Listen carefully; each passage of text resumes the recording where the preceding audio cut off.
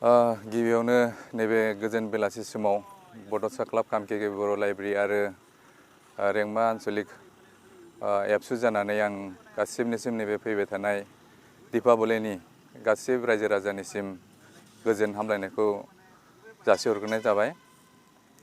बड'सा club कामकेके library आरो उरियामघाट Rengma आन्चलिक आबसुनि बानजायनायाव October 5 थारिखनिफ्राय जोंनि जोलुर बादायलायनाया जागायजेनदोंमोन।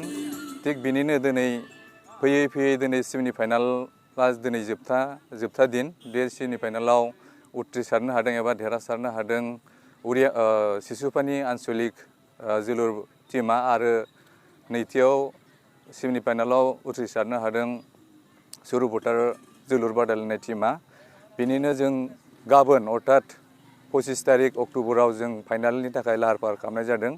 बे फाइनालखौ लोब्बा लानानै जोङो आलासि महरै जोंनि धोनस्रीनि खुंगिरि SDO सारखौ जों गाहाय आलासि हिसाबै लिंदों। बेजों लोगोसेनो जों जोंनि ओनसोलनि बर्डार मेजिस्ट्रेट सारखौबो लिंदों आरो लोगोसे थाफाबावगोन 142 बेटालियननि CRPFनि सेक्टर कमान्डार आरो लोगोसे जोंनि बर' कसारी वेलफेयार अट'नमास काउन्सिलनि मावफुं सोद्रोमा बिथां थागोन आरो लोगोसेनो जोंनि हारिमायारि माखासे आफाद जेरै जोंनि साहित्य सभानि दैदेनगिरि आरो एबसुनि दैदेनगिरि लोगोसे जोंनि ओनसोलनि गासैबो गुबुन गुबुन संगठननिफ्रायबो जोङो आलासि महरै खावलायदों।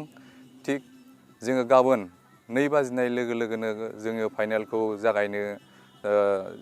जागायगोन। बेनिखायनो जों गासैबो बे ओनसोलनि रायजो राजाफोरखौ लैहोर लैहोर फैनानै नैबे जोंनि जोलुर एबा फाइनाल बादायलायनायखौ गासिबो बाहागो लाफैनो थाखाय जोङो बड'सा क्लाब कामकेके बर' लाइब्रेरि आरो उरियामघाट रेंमा आन्चलिक एबसु जानानै नैबे समाव आं गुरै खर' गंग्लायनानै रायजो राजासिम आर'ज खालामनाय थाबाय।